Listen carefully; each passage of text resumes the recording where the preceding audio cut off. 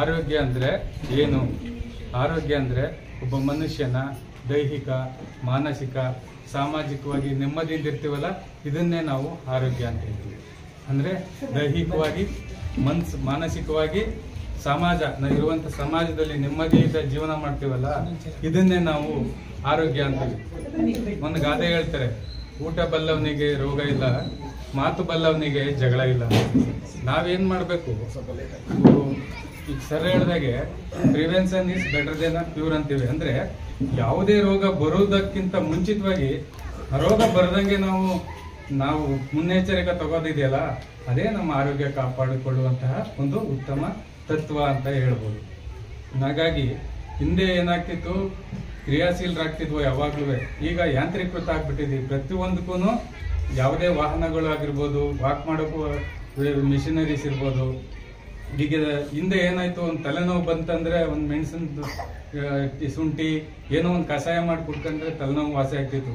ಈಗ ನೇರವಾಗಿ ಆಸ್ಪತ್ರೆಗೆ ಹೋಗ್ತೀವಿ, ತಲೆನೋವು ಟ್ಯಾಬ್ಲೆಟ್ ತಗೋತೀವಿ, ನುಗ್ತೀವಿ, ಇಮಿಡಿಯೇಟ್ ಕ್ಯೂರ್ ಮಾಡ್ಕೊಂತೀವಿ. ಹಾಗೆ ಒಂದು ಆರೋಗ್ಯ ಆಯಿತು. ಎರಡನೇದಾಗಿ ನಾವು ಉತ್ತಮ ಆರೋಗ್ಯ ಮಾಡ್ಕೋಬೇಕಂದ್ರೆ ನಿಯಮಿತವಾಗಿ ಕಾಲಕ್ಕೆ ಸರಿಯಾಗಿ ಆಹಾರ ಸೇವಿಸಬೇಕು, ಅತಿ ಹೆಚ್ಚು ನೀರು ಕುಡಿಬೇಕು, ಪೌಷ್ಟಿಕಾಂಶವುಳ್ಳ ಆಹಾರಗಳನ್ನು ಸೇವಿಸಬೇಕು. ಅತಿ ಹೆಚ್ಚಾಗಿ 30 ವಯಸ್ಸಿನ ನಂತರ ನಾವು ನಿಯಮಿತವಾಗಿ ಆರೋಗ್ಯ ತಪಾಸಣೆಯನ್ನು ಮಾಡ್ಕೊಂಡು ಹೋಗ್ಬೇಕು. ಯಾಕೆಂದ್ರೆ 30 ನಂತರನೇ ಏನಾದರೂ ಮನುಷ್ಯನಿಗೆ ಸಣ್ಣ ಪುಟ್ಟ ಕಾಯಿಲೆಗಳು ಬಂದಾಗ ನಾವು ನೋಡೋಕೆ ಚೆನ್ನಾಗೇ ಕಾಣ್ತೀವಿ, ಮಾನಸಿಕ ಏನಾದ್ರು ಒಂದು ಡಿಫೆಕ್ಟ್ ಇರ್ತದೆ. ಹಾಗಾಗಿ ಯಾಂತ್ರಿಕೃತವಾಗಿ ಇವತ್ತು ಜೀವನ ಇರೋದ್ರಿಂದ ನಾವು 30 ನಂತರ ಹಾಗಾಗಿ ವರ್ಷಕ್ಕೆ 6 ತಿಂಗಳಿಗೆ ನಮ್ಮ ಆರೋಗ್ಯವನ್ನು ತಪಾಸಣೆ ಮಾಡಿ ನಮ್ಮ ಆರೋಗ್ಯದಲ್ಲಿ ಏನು ನ್ಯೂನ್ಯತೆ ಇದೆ ಅನ್ನೋದನ್ನ ವೈದ್ಯರಿಂದ ತಪಾಸಣೆ ಮಾಡಿಕೊಂಡು ನಮ್ಮ ಆರೋಗ್ಯನ ಉತ್ತಮಪಡಿಸ್ಕೊಬೇಕು. ಅತಿ ಹೆಚ್ಚಾಗಿ ಏನಪ್ಪ ಅಂದರೆ ನಾವು ಮೊದಲೇ ನಾನು ಹೇಳ್ದಾಗೆ ಯಾವುದೇ ಒಂದು ಸಣ್ಣ ಸಮಸ್ಯೆ ಬಂದರೂ ನಾವು ಆಸ್ಪತ್ರೆಗೆ ಡಿಪೆಂಡ್ ಆಗೋದು ತಪ್ಪಬೇಕು. ಏಕೆಂದರೆ ನಾವು ಪ್ರತಿನಿತ್ಯ ನಾವು ತರಕಾರಿ ಸೊಪ್ಪುಗಳನ್ನು ನಾವು ನೋಡಿ 1 ಲೀಟರ್ ಹಾಲು ಕರಿತೀವಿ, ತಗೋಗಿ ಡೈರಿಗೆ ಹಾಕ್ಬಿಟ್ಟು ನಾವು ಬೇರೆ ಏನೋ ತಿಂತೀವಿ. ಅದೇ ಹಾಲಲ್ಲಿ ತುಪ್ಪ ಆಯ್ತದೆ, ಮೊಸರು ಆಯ್ತದೆ, ಮಜ್ಜಿಗೆ ಆಯ್ತದೆ. ಮನುಷ್ಯನಿಗೆ ಅತಿ ಮುಖ್ಯವಾಗಿ ಪೌಷ್ಟಿಕಾಂಶ ಇರುವಂತಹದ್ದು ಹಾಲಲ್ಲಿ. ಅದನ್ನೇ ಡೈರಿಗೆ ಹಾಕ್ಬಿಟ್ಟು ನಾವು ದುಡ್ಡು ತಕೊಂಡು ಬೇರೆ ಏನೋ ತಿಂತೀವಿ.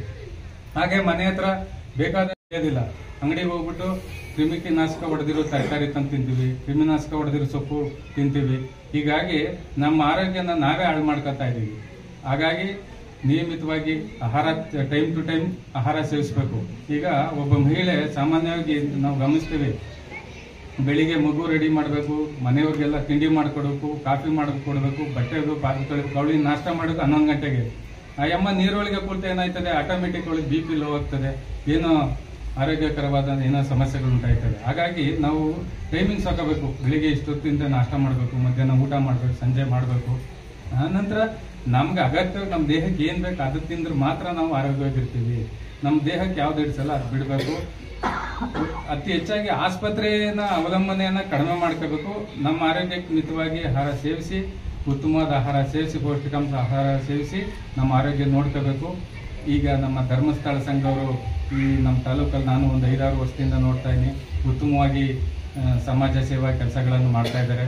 ಅವ್ರಿಗೆ ಇನ್ನೂ ಹೆಚ್ಚಿನ ಪ್ರಮಾಣದಲ್ಲಿ ಸಾರ್ವಜನಿಕರಿಗೆ ತಪಾಸಣೆ ಮಾಡಿ ಆರೋಗ್ಯದ ಹಲವಾರು ಸಲಹೆ ಸೂಚನೆಗಳನ್ನು ನೀಡಬೇಕು.